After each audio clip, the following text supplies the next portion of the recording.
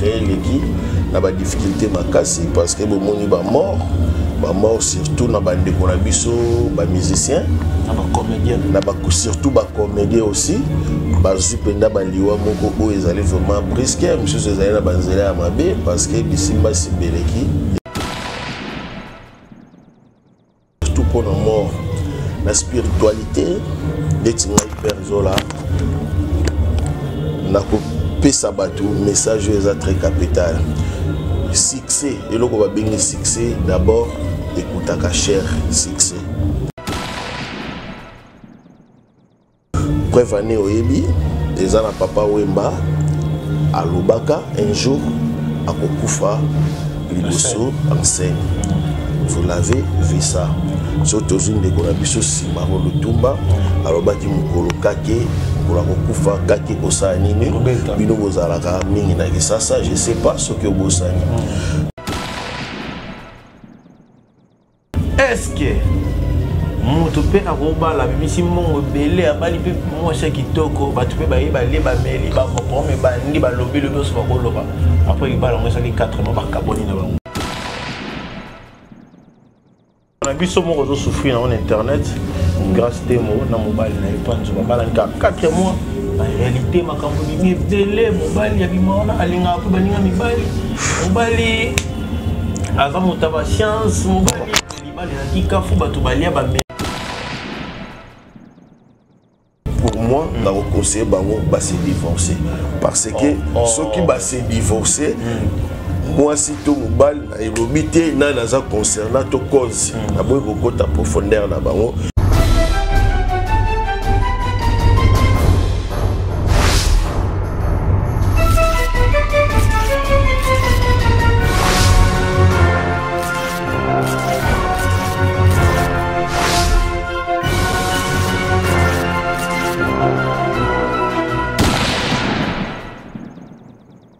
Merci à vous, chers amis internet, Mboté, bonsoir. Bonjour, on a l'air de ce beau talent, le gros site de la presse, Benjamin Demont. Toujours continuer car on a veillé à babonner à tout le monde. On a vu sur cleboa.com. Merci à babonner à biso tout au basabona, au peut s'abonner. Bonne année à bino pour s'abonner massivement ici. Merci à Madame du Cœur, à Pitou Mangaya, bonne année à toi.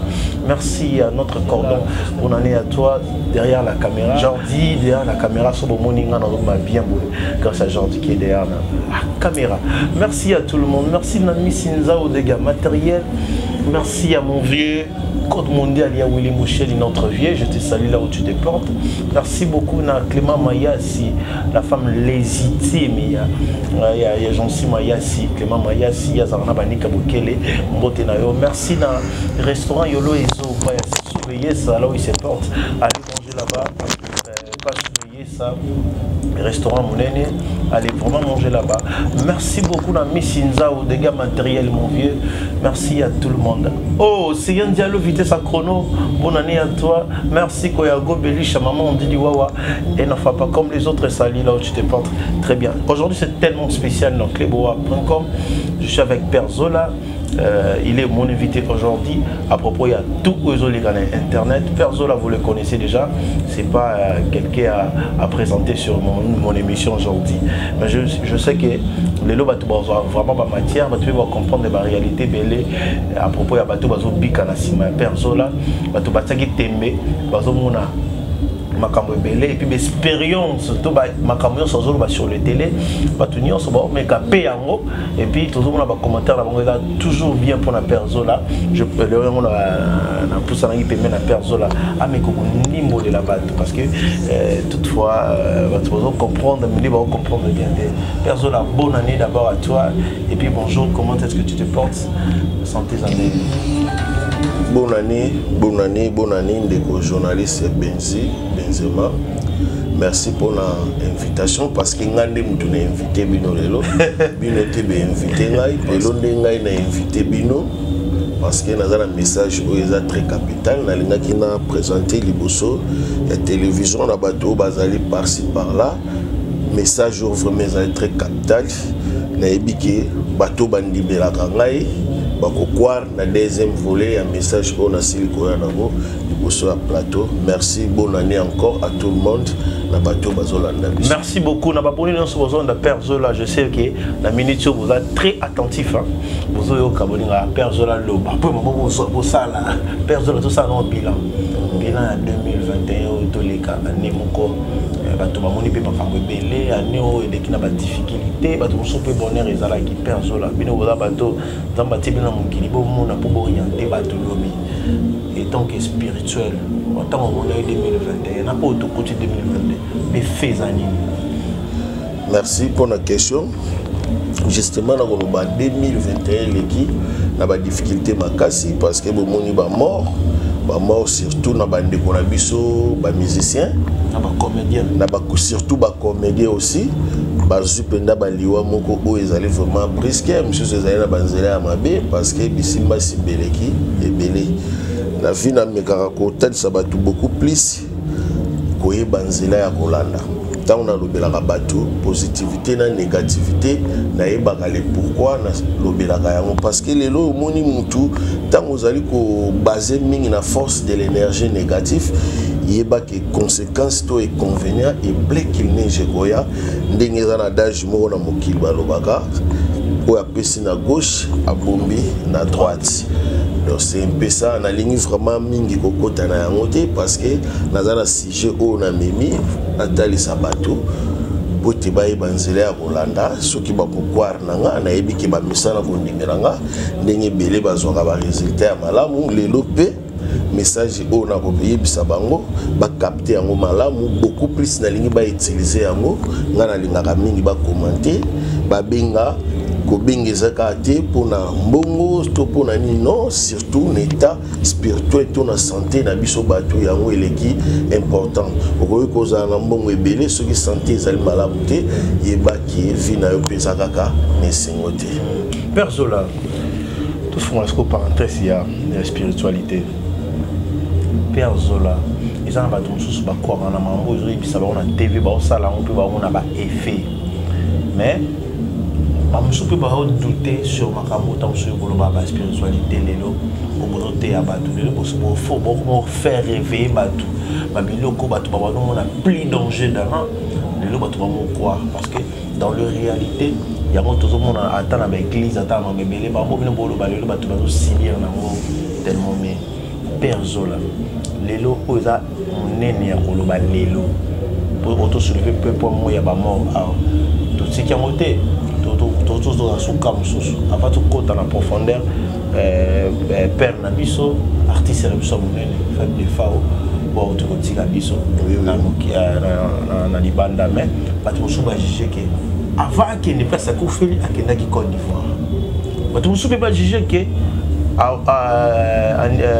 concert il y a vu voilà musique et bêta qui côté Papa Wemba à dernière fois on a Kinshasa pour qu'il Côte d'Ivoire il est pas qu'il n'est qui Wemba Papa Wemba pekuna après au Kenya Abidjan Bozonga né au Kenya na yo kufa centre il y a ba mort il y a ba artiste congolais et donc il mingi ka mingi na Abidjan.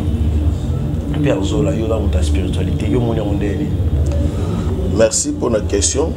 Na bandi la première mutuna na ezalaki ndenge toujours ko révéler bato spiritualité bato belé bazali ko kwar na yango na nté ba misusu pe bazali ko kwar na yango parce que eza spiritualité na domaine nyonso to na nature ndenge asala mokili na ye biloko nyonso e marchaka les pères vrai et faux oui na non donc ce qui bato o bazali ya luputa c'est qui a malamu pezala même na biloko kolata tango zomona original ezali pirate pe ezobima entre parenthèses lelo na koloba surtout pour la mort la spiritualité detinga Père Zola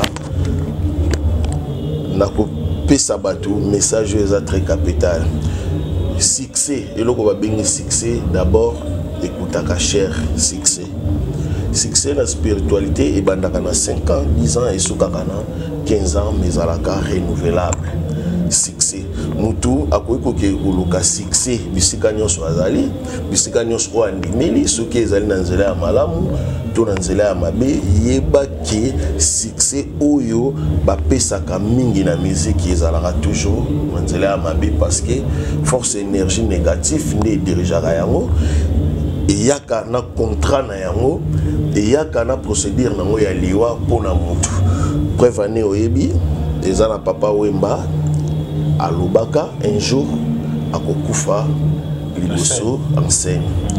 Vous l'avez vu ça. Surtout une de Konabiso Simaro Lutumba alobaki mukolo kake mukolo kokufa kake kosanini bino bozalaka mingi na kisasa je sais pas ce que bosani. Donc na katia succès ezalaka na secret oyo ba etikalaka maître du temple na mutu oyo ayeko signer contrat ezala maloba oyo elobamaka.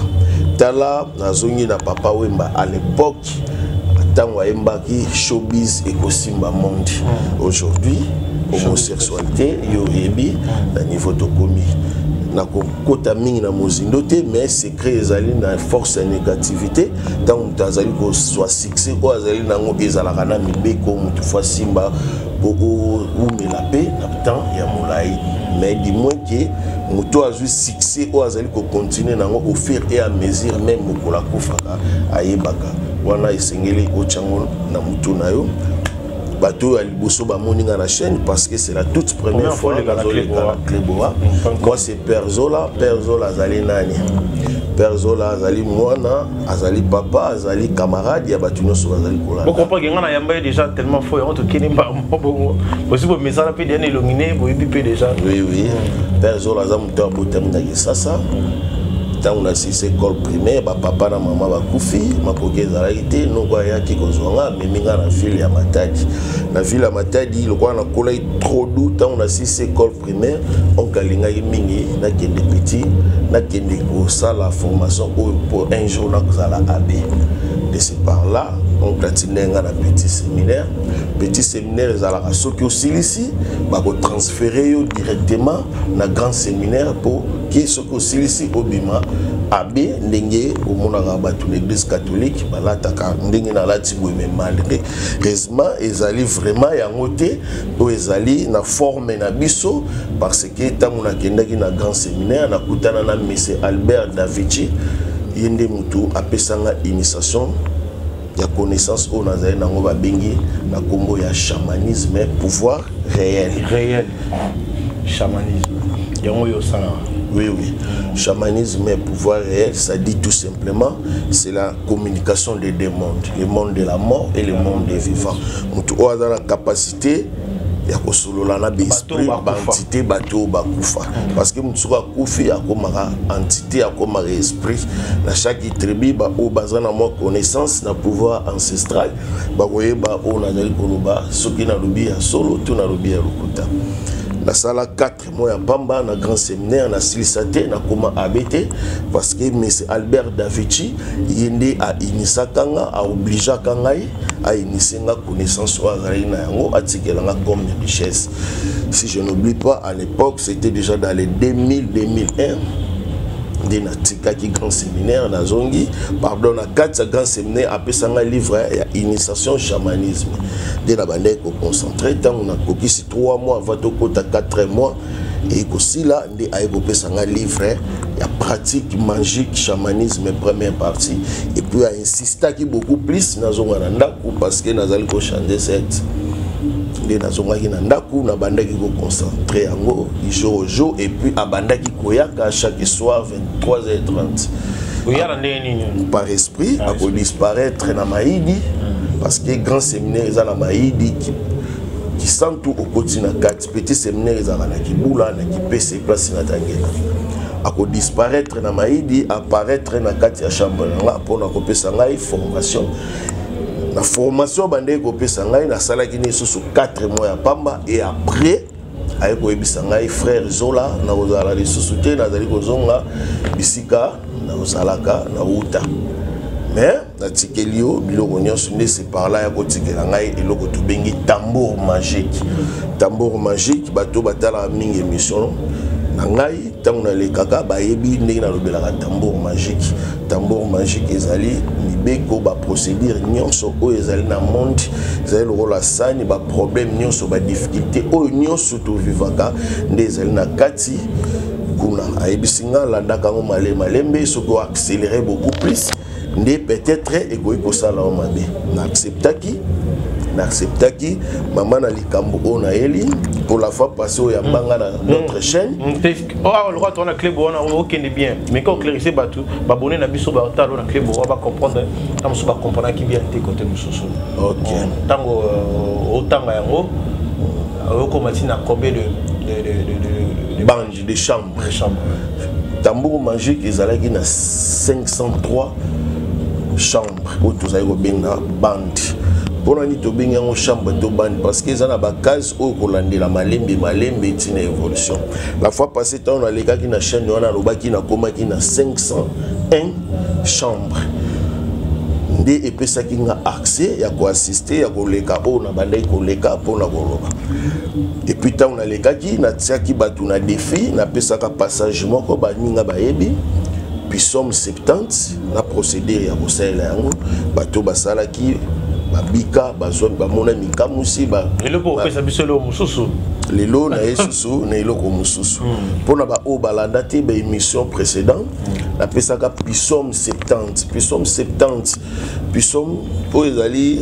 livre biso to sala mingi to bengango les pisom ezali les pisom c'est la même forme na o ezali na kati ya christianisme o batangaka na ba bible na ba nouveau testament c'est les mêmes pisom o ezali na kati biso pe to selaka mais na kati ya pisom ezali na ba prière o ezali très puissant trop même puissant mais il faut koyeba kotanga yango parce que ce ko fongoli otangi ce ko yebi ko utiliser yango teza lokozo tanga journal parce que chaque prière eza na procédure nango eza na forme kotangela yango pour que e manifester Mathieu bango susu na défi na chaîne o parce que balanda te ba o balanda ba yebi ba témoignage ezali par-ci par-là na pesi pisom 70 malgré les cas na bandeli susu na chaîne oyo pisom 70 nazolobela ba cas to maladie o ezali spirituel nazolobela te o ezali na physique nazolobela o ezali na molimo babwakeli yo mbasu maladie nyonso o belaka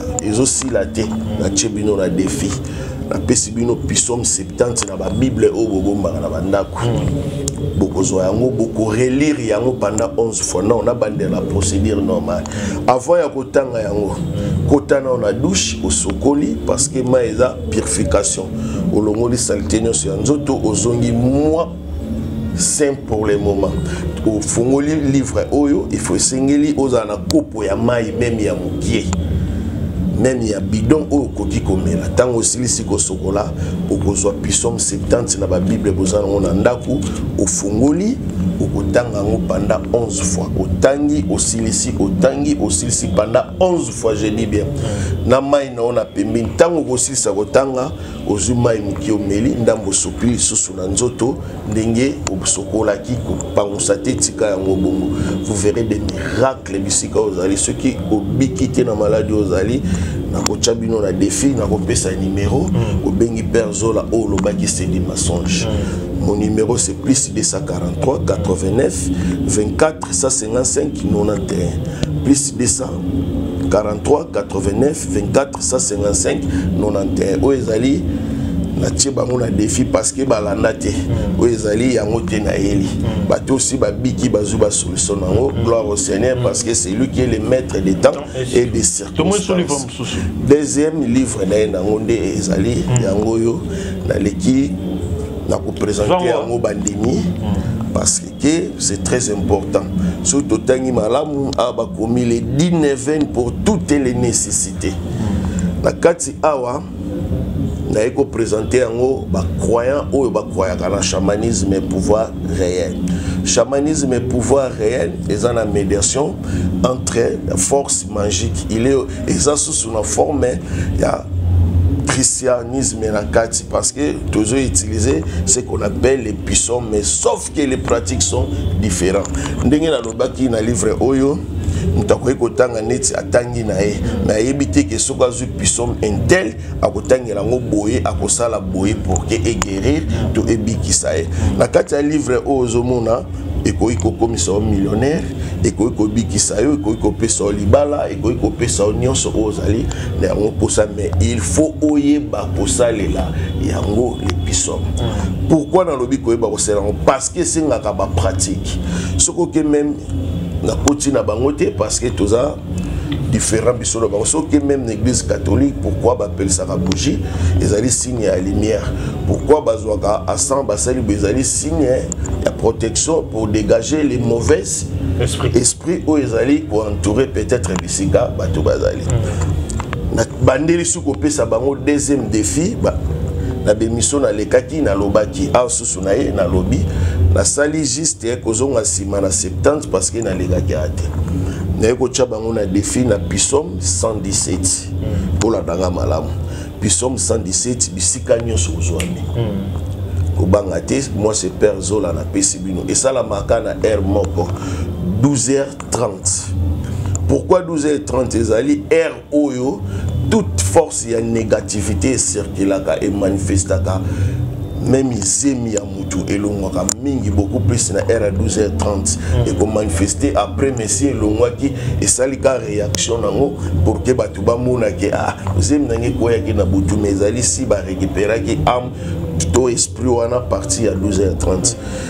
Psaume 117 relire yango pendant 9 fois. Dans le Bible, au tangi, au silici pendant 9 fois. Avant ya kosala yango, première procédure ezali faut ko sokola na. Soki o sokoli na yo, o se purifier, o zu yango zala na bidon ya mai, ezala 5 litres, ezala 1 litre, ezala demi litre. Tchango liboso na otango sisi ko sokola, fande sike ezali calme mutu azala te ezala concentré. Relire yango pendant 9 fois. Je dis bien Psaume 117. Otangi aussi pendant 9 fois. Na pesi yango défi na bateau bazali ko sa mombongo. Ezaloza homme d'affaires. Ezaloza la business. Ezaloteka nguba. Ozane shop. Soki osali yango silisi osala ngona kati ya ndako, même na kati ya bureau, même na kati ya maison na mesengeli ozala yo moko mutu azala te pona concentration. Soko silisi ozu bidon ya mai tia yango bisika oyo yo yebi ke koki kozala protéger pendant plus ou moins 7 jours. Soko tiango pendant 7 jours ezui ekangi force nyonso ya négativité et tiango à l'écart na ba faire na osalaka et tie lumière ya malamu. Soko teka kate okomono ko banda koteka. Soki ba faire na yozo marcher bien te, ba faire no ko marcher malamu. Obombi yango après 7 jours ba koki na bango ko bwaka yango. Mutakoyi ko sima ikoza sunye fete parce que 7 jours et si eleki etiki o etiki elongoli o elongeli. Nazongi na les 10 neuvaines pour toutes les nécessités. Maman na li na mutu likambo mutu na ina ngo ezali yango. Livre o ezali ya koteka. Ezali na secret tout secret la vérité ya vie ya mutu na kati. Livre oyo nazali koteka yango. Nazali koteka yango te au $5,000 au $1,000 au 100 francs non na côté kango na mutu oyo asengeli azwa yango mutu asengeli azwa yango ezali n'importe qui te avant ya kozwa yango on doit commencer d'abord neloko auto bengi vérification divine il y a 7 corps mental ya mutu opesi non poste non na yo le nom ya maman na ekolo ya maman pourquoi na sengaka yango parce que vie ya mutu ezalaka protéger tout beba beaucoup plus na sima ya maman. Pourquoi maman ndi mutazoka zemi abokola ka mwana si mwana kokola akomi na âge o akosa prendre soin to charge ya yemoko ndi azalaka kit pembeni ya maman. Papa yaka kokuta mwana aza déjà fatigué akosolo ne pété alali azeli journée fériée. Maman azali responsable ya mwana ndenge na lobaka ba ko ekokosela mutu papa mais ba kosela mutu au grand jamais maman parce que batunyo soba yebi yende mutu abotaki parce que ya memageze ezaya koteka on vous doit vérifier cet corps mental ya mutu ce qui est solide avant de utiliser yango ce qui aux livre oyo solution nyonso ekozala ndako na kopesa yo partout ozali na kotindela yo ce que lingi oya par mystique ekoya ce que lingi par courir ekoya ce que lingi oya okozwa mais dans ba être bandimi ba pesa yo tant overfait cette corps mental ndeko koma na pouvoir ya kotanga yango na kopesa yo ezala ba page nyonso na kati ta na lobaki na kati ya chamanisme nous avons encore des pratiques christianisme soko tangi awa 1 balobi divinité miséricorde 2 ba pesi biso awa Sacré cœur de Jésus-Christ. Pourquoi Totani Komba Jésus-Christ? Il est prophète comme tout prophète au Baléga dans Mokili. De Mbangu, Mahomet, Onyos Boébi, Moïse. Sauf que Moutouna Moutouazaï n'a pas tracé, n'a pas singlé qui a les cas dans Mokili. Bisso, pendant Bisso, il est prophète. Le christianisme n'est pas bien avec Dieu. Jésus, il n'est pas Dieu. Jésus a les fils Oyo Nzambe a bimisaki na mokili na maloba pour que a passé na passage Oyoye Nzambe a tracé la guerre na mokili. Ce qui n'a pas aussi ça pour nous éclaircir bateau. On a aussi ça. Père Zola, ndenge nazali awa la fois passée na lobaki je suis le maître des entités supérieures. Tant dans les maîtres des entités supérieures, dans le temple chamanisme, le rôle de diriger l'esprit, diriger l'esprit à monde invisible, même monde visible, même comme un parent à la maison, et pas aller mettre ou diriger toute la foyer. Père Zola et Liboso na bino pour nous éclaircir, n'a été pour nous singa batu mbongo, pour pesanga mbongo na sala non, na mystique babenga rapotute, parce que mystique avant il faut d'abord indimer la fois passée dans l'émission précédente dans l'Obaka, les aïdés de la bateau basaï ko porte-monnaie magique to porte-monnaie du bonheur. Babilo kouana nyonso ça s'est fait ezali réel. Mais merci na bak c'est là parce que banderono musu baleka appel ba TP ba frère musu ba appel ba va t'inspirer ba misamba mbongo ba misamba biloko pele ba misamba nini perso la meilleur forme non eza forme musu yo pino la taboye aussi ba nini o me ko expliquer ba tout ba réalité dans ce moment expliquer te ba boya ozwanini yaka pa na ozwanini yo ba tout ba si ba sala ba bebele ba mona pe ba to na tellement bebele. Mais avec toi, on est toujours prendre biloko mususu auto za on ba ndako. Mais tu éviter de utiliser un peu pour qui ça va tout. Oui oui. Merci. Différence na weza nini na bango. Oui, différence pardon plutôt ezali parce que quand vous voyez Moutazo le babon sur talé directement il est brigand. Alors ça la base on a plateau ceux qui kaka bobenge bosolo ano bokomona ba aventure. Pourquoi? Parce que ils sont même pas initiés.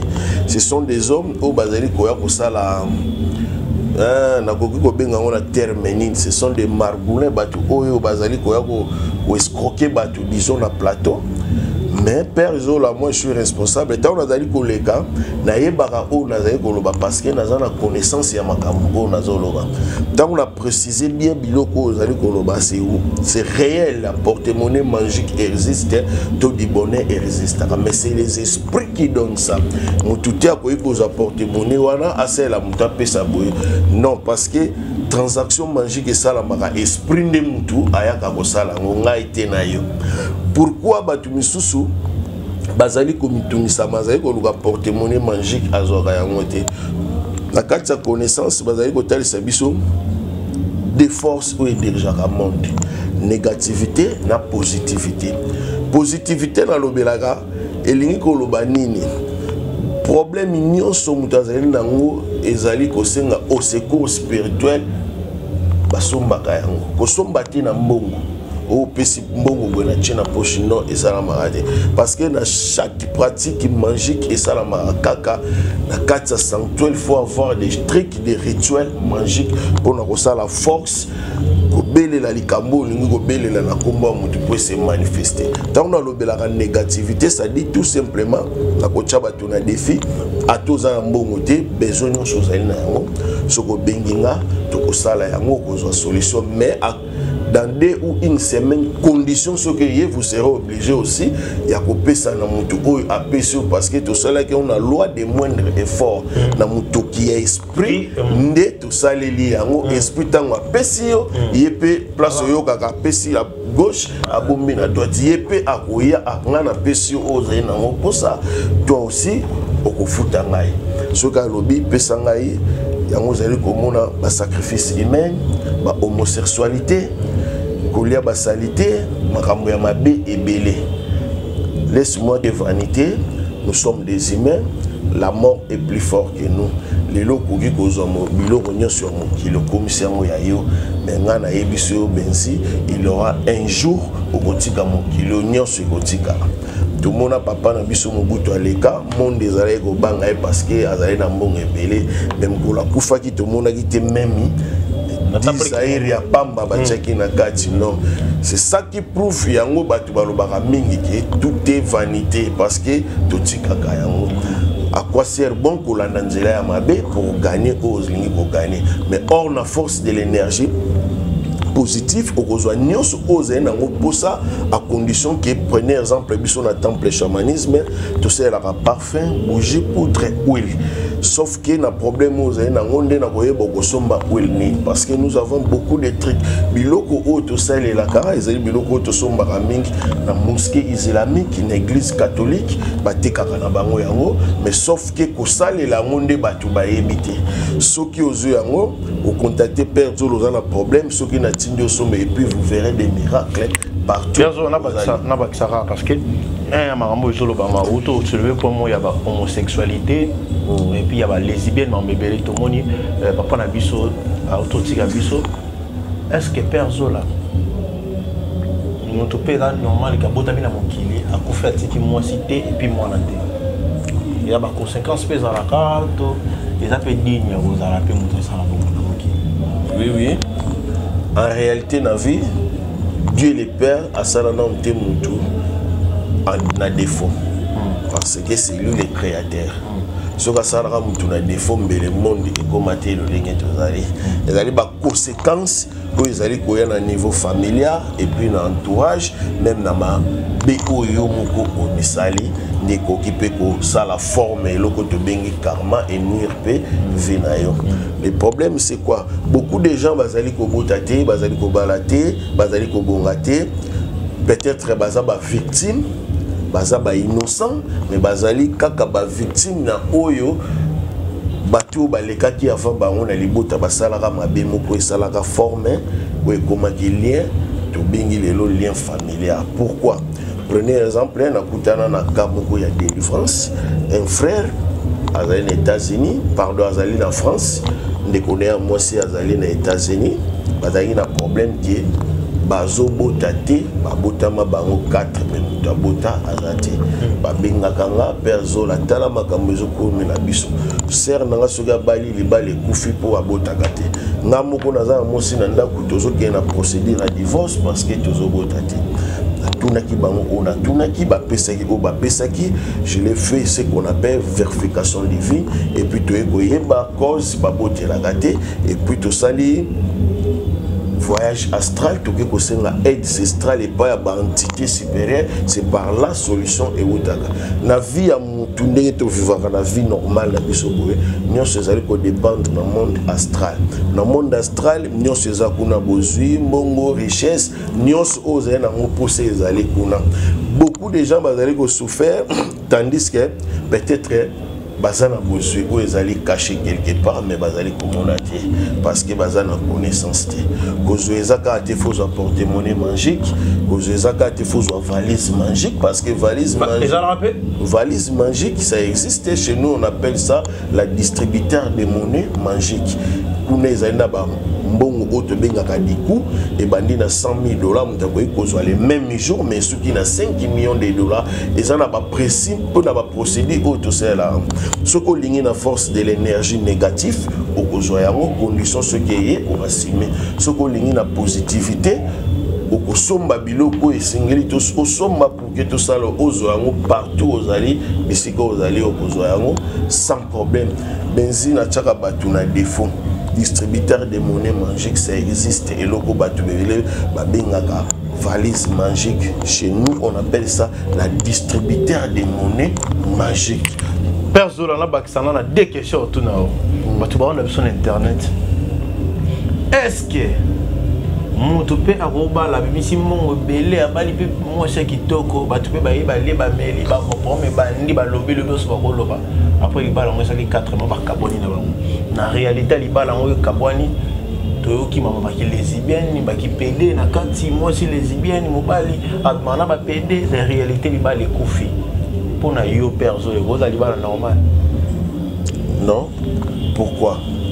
Non, oui. Beaucoup de gens, ceux qui ont basé na homosexualité, homosexualité ils en a des formes. Monsieur c'est sentiment ya mutu. Mais ils ont une procédure magique qui moi ils kotinda ba kati. Non, pourquoi comme un sentiment bato batangi mingi na internat yo kaka mibali na mibali. Basi na basi. C'est ce que batangi pété l'internat. Sur batu batangi te bazali ko sala ngo peut-être entourage oyo atamola kina bango nde ba côté na sentiment. Mais laisse-moi encore te dire eza malédiction. La malédiction. C'est la malédiction. Je dis Babylone on a peko bo malibala. Oui, oui, oui, c'est là na silisa ndeko. Eza na forme mususu eza recommandation mystère. Ndenge na yebisa ke mutako iko ya kozwa valise magique. L'esprit ba pesier pour assomber yango te asalaki elembo te. L'esprit pe tango ba yeko senga ya bango ba yebisika bon yo bimaka na mininga no mibali to bimaka na mininga no basi.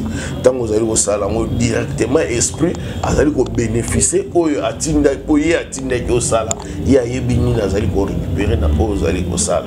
C'est pour cela moni beaucoup de jeunes filles, de jeunes gens ba vina bango etengami e baby parce que bazali ko tambola na ignorance. Lelo ko ki ko zwa mbongo na ba jewa na ba peso za na ngome yeba nazali ko ebisa c'est la blasphème ezali mabe o epesa kanzambe kanda makasi parce que on a biso moko zo souffrir na internet grâce temo na mobile na epanzo babala nka 4 mois en réalité makambo bimi ebele mobile ya bimona alinga pe baninga mibali mobali avant motaba science mobali libali la kikafu batu balia ba mela ba po ba mele 4 siko ba balingi te tokota mingi na sijona parce que na pesioka réponse claire esquisse c'est la spiritualité qui dirige makambo oyo kozali koloba parce que na yoka yango na sala ba analyse ezali na force et énergie négative ezali ko diriger moko na bango entre les deux pour asala eloko wana pour aider kufa likamba bongo ezala souté na vie na bango bali faut basala ni personne. Non. Pour moi, on a conseillé bango ba se divorcer parce que ceux qui ba se divorcer moi si to mobile na elobité na naza concernant to cause na boy kokota profondeur na bango mon numéro c'est plus 243 89 24 155 91 plus 240 plus 243 89 24 155 et puis 91 abenganga aya koleka l'étape to bengi lavage spirituel parce que lavage spirituel les alliés délivrance ba kende na ba pasteur au te ba koleka na ba plateau parce que ce sont des marboulins ce sont des enfants bien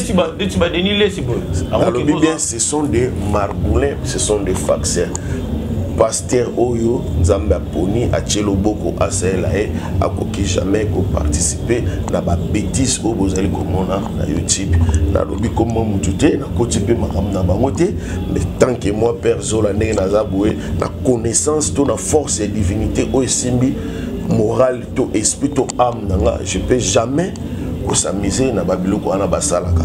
Moi je parle de la spiritualité pour aider les gens parce que beaucoup de gens vont souffrir la maladie na bozuka kati na ba maladie na ba kisaka personne lelo so une famille ya panjo eko lukata so personne au bout c'est moi libana na bangona moi sinali pour ça pour c'est non na bandeli ya suka ceux qui baillé et pas nanga boyo ça ba on va divorcer parce qu'ils ont la force de l'énergie négative où ils allaient diriger foyer et que jamais que tout en la positivité surtout positivité vous allez sentir et que c'est déclenché biloko mususu et que panza na batu babo kufa c'est très important on a ebisio famille où ekolinga ko benganga wana bango ko lekana eloko to bengi lavage spirituel on a l'église bazali ko benga délivrance et puis akozala totalement guéri akolonga na vie ya bosoto azo na vie ya bopeto. Deuxième question na ngai général de Fao atiki mo na te atiki mo cité et ba lobike général de Fao abimaka na mona ya chef Kotimi mo avant na razemi wa kana ni ba chef Kotimi ba salaka gagnant ba lakela mabe la vie na ntiko na bota ta ko mapede est-ce que possibilité à mope ko zala mutu oui oui on t'a remis pédé pour ba lakela ki ba chef oui oui oui na koti magam na bango te on to clarifier so e cause la eza na ba chef coutumier oyo asimi pouvoir ancestral ya libota aza na capacité ya komodire mutu oyo asali mabe na libota na ye ya koloba pe mabe ezwa mutu oyo asali mabe. Oui, parce que le pouvoir ancestral c'est un pouvoir très puissant oyo existe à Canada na be preuve nango. Beaucoup de gens babengaka nga nazo conduire bango na ba directif oyo esengi na ba tribu na bango pour que bazwa pe oyo bazalaka nango na libota. Nga te na kopesa bango na memaka na ba directif na ba tribu na bango na niveau ya monde astral na sengeli bango ancestral bazo bazali nango posa nazongi na question na yo c'est possible mutu oyo asali mwana mutu mabe ba modire yebe bonjour mais la koti makambo na bango te na yebite si c'est vrai si c'est faux parce que internet ezali kotambola na eloko moko babengi beaucoup plus confusion tango mutu alobi réalité mutu tango oyoka ngo akomisi yango neti mensonge. Ok, vérité est en vérité, mensonge est en mensonge. Olingaka mingi vérité parce que vérité yango epesa la lumière na vie ya mutu. Soki ozali kotambola même na mensonge okomona vie na yo to avenir no ekozala toujours freiner ozomodire yango ozokom tie koya kosala forme eloko tobengaka karma. Karma ezali nini mabe nyonso ozali kosala eza réservé eloko elongolaka kaka karma ya kolaver karma na vie ya mutu ezaka kosala bolamu. À quoi sert bon kotinda batu basala mabe pour que un jour baluka soko laver karma na bango. C'est très dangereux na vie. Toye banzela kolanda parce que Dieu existe, les maîtres du temps et des circonstances. Père Zola auto le vélo moko wa pour témoigner magique ezali bilo konyo ezali de peu ça na. Est-ce que na réalité pe ya vie Père Zola na réalité pe ya vie est-ce que mutu pa boyo zo mo pa na yo akomo zo pe azukumo pe monani akomo sala est-ce que ba condition ba tu ba bangaka ba ba mususu ya pa Père Zola ba problème olanda ota mususu de pas comment poto asufaka de pas comment libala amunga ka pasi mobala montaki ka pasi ala la raté mobali te musanza na esprit mo boye abala basi ya mutu na mutu mo sala la raté lotaka ba ndoto mabe na réalité abota ka bana ba kizengi dans mon bimba amuna ka souffrance atazumbo mbongo ezo kumela te na maboko na ye ba problème na ba famille de pas kenda pota comme esclave ba famille ba kufela kaka yabi misaka mbongo tout ya réalité on a batu ba mona on moki to za Père Zola moto abeta dinde ba ba beti abini ba kuna zo na Père Zola message ne kozala nini pona 2022 na batu no so bazo souffrir o bazo mona pasi ba mona o ba sepela. Message clé ezali soki olotaka bandoto ya mabe na pesi déjà numéro benga Père Zola vous serez guéri. Soki bobala raté benga Père Zola tokokata lien wana bokobanda kobala soki bobotaka te bokobanda kobota dimwe na kobota na bazaka mingi soki eza cas spirituel vous serez guéri bokobala bokobota mais soki oyebiki otambolaka mabe olongolaka bazembe babarusa batrompe bakata matrice Dieu est juste asala mutu est complète te na nzoto ayebi pourquoi tiaki matrice na bassin soki esi ebebi je m'excuse c'est la puissance ya nature nde ekobikisa yo eza automatiquement impossible mais soki eza na cas spirituel je suis là. Je peux vous aider, je peux vous orienter pour que vous soyez guérison. Bateau belé, kosi bango na YouTube na porte-monnaie, magique to porte-monnaie du bonheur. Les gens ont éclaircir malam, porte-monnaie magique qui existe, porte-monnaie du bonheur ça existe. Mais nous sommes balé et ça forme mon côté. Biloko nous sommes balé na lobby et puis ça maraka kana contrat. Ce qui m'a lobby à couper ça moi à libéla, c'est un aventurier, c'est un mensonge. Nous tous sera émission porte-monnaie magique et bim ça $5,000. Benji na émission c'est des mensonges parce qu'ils ont la capacité on a été et bandi na $100 et ce qui na $2,500. Nous tous sera émission porte-monnaie du bonheur et bim ça $50,000, c'est des mensonges parce que ce qui na $25,000 et bandi na $2,500 par semaine.